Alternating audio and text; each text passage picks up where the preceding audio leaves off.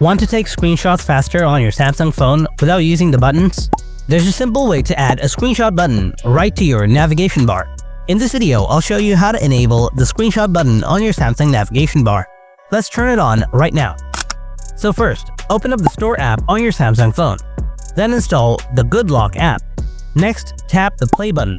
After that, tap agree and continue if it asks. Now scroll down a little bit and find the Navstar app.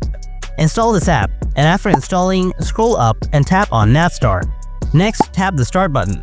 Now tap Allow All. Make sure to toggle on the Off option. Then tap New Configuration. Now tap the Button Layout option from the bottom right. Next, tap Add button. Now here, select which feature you want to add, like camera, screen capture, and as I said before, that I will set screen capture. So, select screen capture, and after selecting, tap Done from the top. Now tap Save. Hold on, the process is not complete yet. Here you will see navigation button styles. Maybe you are panicked. Where is your button style, right? Don't be panicked.